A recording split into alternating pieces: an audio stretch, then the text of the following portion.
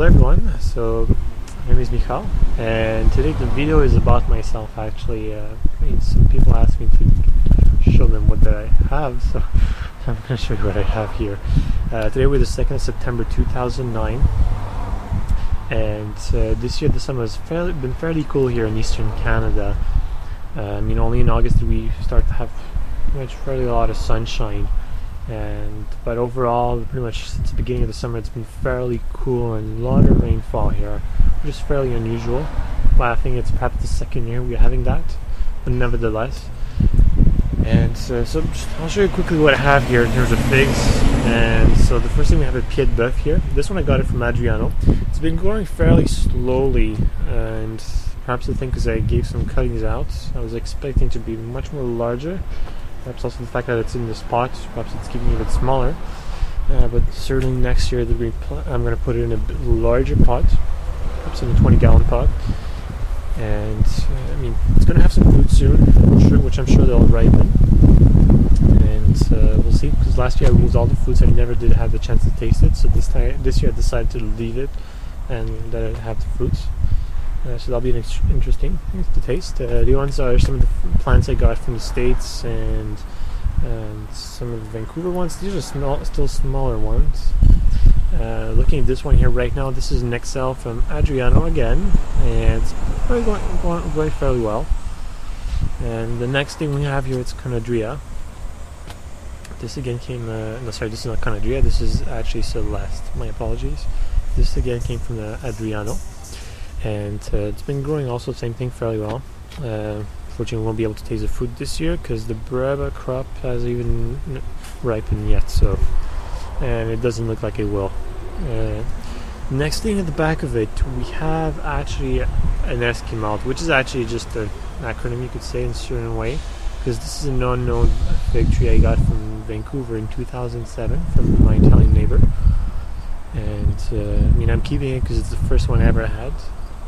And the fruits are usually fairly brown, brown you could say, dark and redwood in the inside. And so I'm happy with it. I gave already a few cuttings out of this one.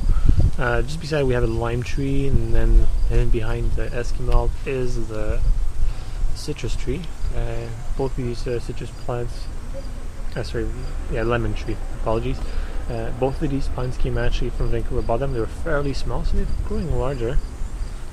And just a quick overview. Next thing besides this, we have an olive tree. This one here, I also got it from Vancouver, but unfortunately when I bought it at the nursery, it was actually infected by scales, which I didn't notice.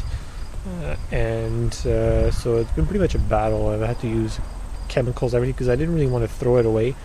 Because you can't really buy a next door an olive tree in Montreal, but there's some sources, but you have to pay for it. It's true, some people would say, don't waste your time. If it's infected, it could potentially affect other plants such as the fig trees and the citrus trees I have. But what I've been doing overall is trying to keep it a distance. Now it's very close to the plant's harvest, just because I put it there a few minutes ago. It's going to be moved back to further on, and overall now it's doing okay. But I always keep an eye on it because you never know, you might just kill it off, throw a lot of chemicals on it, which is not perhaps very eco-friendly. But I've been trying to save the plants. Overall, it looks okay now, but we'll see. And going back to figs, the next thing we have is a Canadria. This one came again from Adriano. I already prepared a few cuttings to be given out, so it looks a bit skinnier now, but it was actually a bit larger. And if you notice, I did put some oil, and this one olive oil on it, in an attempt to actually have it ripen faster. We'll see what's going to be the results. And it has a very distinct shape of leaf, so it's very easily recognizable, this one here. Because some of the fig trees you can't really tell, they have varieties, but sometimes the shape of leaves on a single tree can be quite different, and then it can be just confusing. But this one, the Canadria, has quite a distinct one, so you can easily recognize that this is a Canadria. And even if you look back, actually the Celeste also has it's fairly distinct also if you look at it, so it's easily recognizable. Usually when they're mature, you're going to start telling that yes, that this is this. Other ones I had other varieties I have here, they look all alike. It'd be more confusing because on the same tree you'll have different shapes of leaves.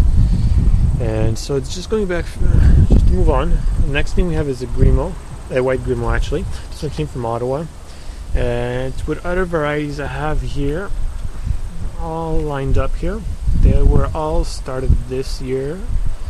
And they're pretty much, I just moved all the fruits on because I think there was no purpose of having fruits on them. I think I wanted to maximize the growth on them.